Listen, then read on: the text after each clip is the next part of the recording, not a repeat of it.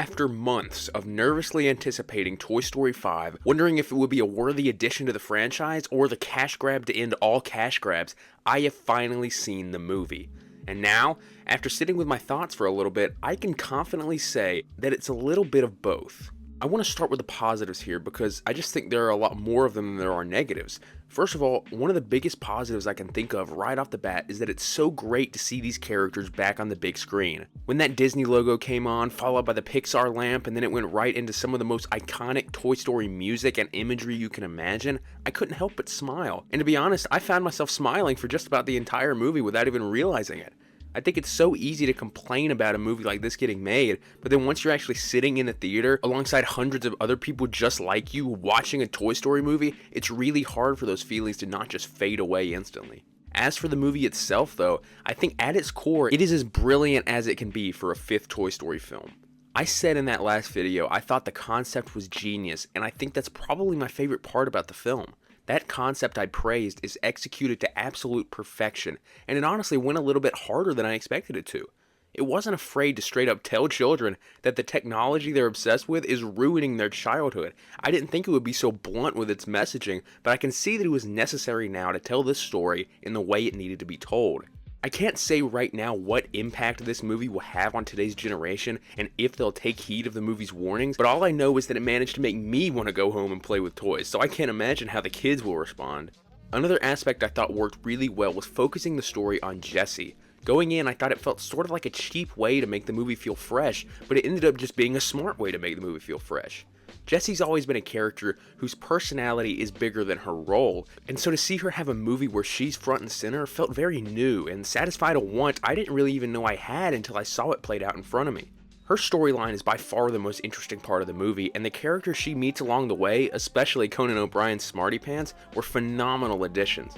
Pretty much every new character here works about as well as I could have hoped. Lilypad is menacing and works as a great antagonist. Blaze is a great character that I enjoyed spending time with. They all work. I also really enjoyed Andrew Stanton's direction. He made the movie look different than the other films while also keeping the same visual core that they all had.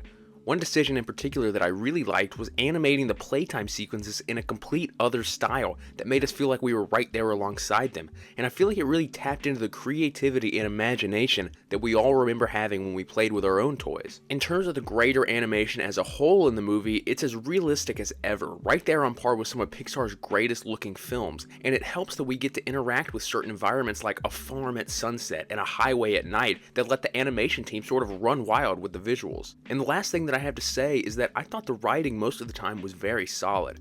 The movie is effectively weaving between three different plot threads at the same time before they all converge at the end, and I think that was handled very well. It's an engaging and fast-paced script that never really slows down with its action and especially its emotion across the entire runtime. It's a movie that clearly has heart and care put into it by both its cast and filmmakers alike, and the characters in the movie reflect that.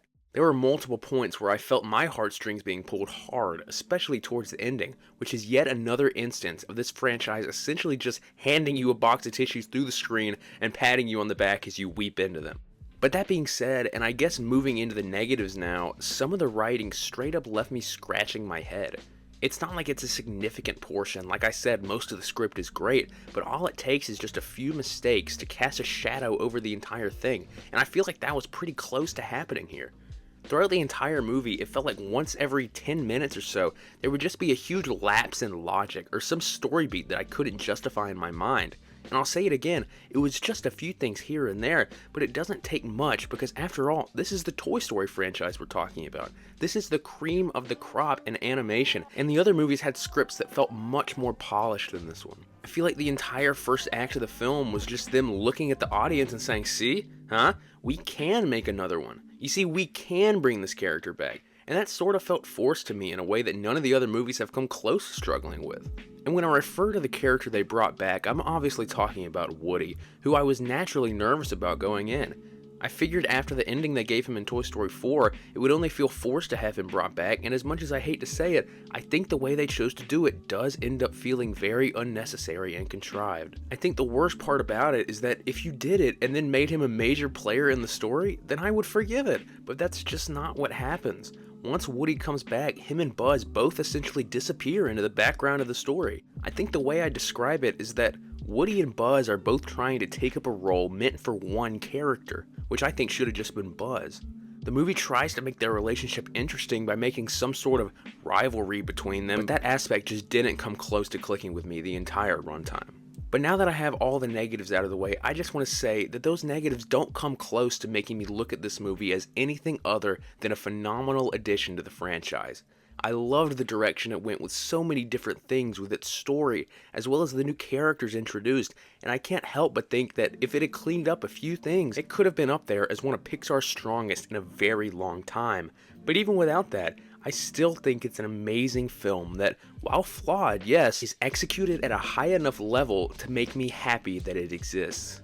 My final rating for Toy Story 5 is an 8.4 out of 10. Toy Story 6, here we come. If you made it this far in the video, thank you so much for watching. I truly appreciate it. Make sure to comment down below what you thought of Toy Story 5. Did it match your expectations? Was it disappointing? I'd love to hear it all down below. Don't forget to like and subscribe so you can help out the channel. But with that being said, thanks again so much for watching, and God bless.